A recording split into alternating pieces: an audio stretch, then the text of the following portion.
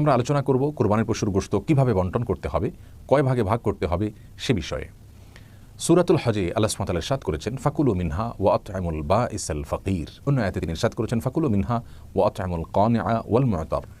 যার অর্থ হলো, তোমরা কোরবানির পশুর গোশত থেকে নিজেরা খাও এবং তোমাদের প্রতিবেশী, আত্মীয়-স্বজন বা যারা দুস্থ নন এ ধরনের মানুষদেরকে খাওয়াও, হাদিয়া দাও, এবং যারা দুস্থ, অসহায়, গরিব মানুষ তাদেরকে দান করো।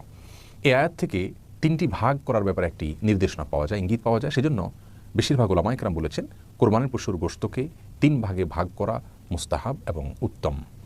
যারা এক ভাগ নিজের জন্য রাখবেন, আরেক ভাগ প্রতিবেশী, বন্ধুবান্ধব, আত্মীয়-স্বজন তাদেরকে খাওয়াবেন, আরেক ভাগ গরিব এবং অভাবী মানুষদেরকে দিবেন। কেউ যদি তিন ভাগ পুঙ্খানুপুঙ্খরূপে না করতে পারেন, নিজের ভাগে একটু বেশি রয়ে গেল, দানটা একটু কম করলেন, তাহলে সেক্ষেত্রে কোনো প্রকার সমস্যা নেই, এর জন্য চিন্তিত হওয়ার কোনো কারণ নেই। কারণ পুঙ্খানুপুঙ্খরূপে তিন ভাগে ভাগ করাটা কোনো আবশ্যক বিষয় নয়। আপনি অনুমান করে তিন ভাগে ভাগ করতে পারেন, অথবা দুই ভাগে ভাগ করতে পারেন, অথবা ভাগ নাও করতে পারেন, কিছু দিলেন আর বেশিরভাগ রেখে দিলেন, বা বেশিরভাগ দিয়ে দিলেন, সামান্য কিছু রেখে দিলেন, সেই স্বাধীনতাও আপনার রয়েছে। যার কারণে কয় ভাগে ভাগ করব সেটা পুঙ্খানুপুঙ্খরূপে হলো কি না সে বিষয়গুলো নিয়ে আমাদের দুশ্চিন্তা করবার কোনো কারণ নেই। এ প্রসঙ্গে আরেকটি মাসআলা আমাদের জানা দরকার, তা হলো আমরা যারা কোরবানির গোশত রেখে দিব বা নিজেরা খাওয়ার জন্য রাখবো, সেই কোরবানির গোশতগুলোকে 3 দিনের বেশি রাখা জায়েজ আছে কিনা এ নিয়ে একটি ধোঁয়াশা আমাদের সমাজে আছে। মূলত সহিহ বুখারীর একটি হাদিস থেকে এরকম একটা নির্দেশনা পাওয়া যায়, যেখানে নবী আলাইহিস সালাম 3 দিনের বেশি রেখে কোরবানির পশুর গোশত খেতে নিষেধ করেছেন।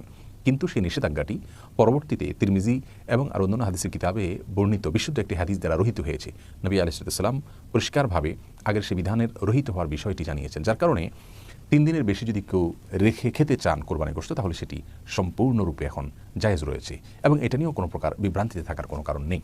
অতএব কোরবানির পশুর গোশত আমরা 3 ভাগে ভাগ করার চেষ্টা করব, অনুমান করলেই ইনশাআল্লাহ বিদিনিল্লাহ মুস্তাহাবের উপর আমল হয়ে যাবে। আর আমাদের দেশে অনেক সমাজের একটা ভাগ নামে ভাগ তোলা হয়। যেমন কেউ কোরবানির পশু জবাই করেছেন, তার পশু থেকে 3 ভাগের 1 ভাগ তারা তুলে নিয়ে যান এবং তারা পরবর্তীতে গরিব দুঃখীদের মাঝে বন্টন করে দেন। সন্দেহাতীতভাবে এটি একদিক থেকে ভালো যে সামাজিকভাবে গরিব এবং অভাবী মানুষের কাছে গোশত পৌঁছে দেওয়া হয়, কিন্তু এর আরেকটা খারাপ দিক হলো, যিনি কোরবানি করেছেন তিনি হয়তো তার পরিচিত কোনো গরিবকে দিবেন, অথবা তিনি হয়তো গরিবকে এখন দিবেন না, ফ্রিজে রেখে পরবর্তীতে দিবেন, খাওয়াবেন, অথবা গরিবকে 3 ভাগের 1 ভাগ পুরোপুরি দিবেন না, যেহেতু ইসলাম তাকে স্বাধীনতা দিয়েছে। কিন্তু সমাজ যখন তার কাছ থেকে ওইটা নিয়ে যায় এবং এক প্রকার লজ্জায় পড়ে হলেও তাকে দিয়ে দিতে হয়, বা সিস্টেমের মধ্যে পড়ে হলেও তাকে দিয়ে দিতে হয়, তখন কিন্তু বিষয়টি কোনো কোনো ক্ষেত্রে হারামের পর্যায়ে বা নাজায়েজের পর্যায়ে, গুনাহের পর্যায়ে চলে যায়। তার কারণ হলো ওই ব্যক্তির যদি মনে সন্তুষ্টি না থাকে, কিন্তু সমাজের চাপের কারণে দিয়ে দিতে হয়, তাহলে কিন্তু সেটি কোনো অবস্থাতে জায়েজ হবে না। বিধায় এ ধরনের সমাজের ভাগ তোলার ব্যাপারটি আমি বলবো ভালো, কিন্তু স্বাধীনতা দেওয়া উচিত, যে যতটুকু সেখানে দেয় পরবর্তীতে সামাজিকভাবে সেটাকে বন্টন করা হবে।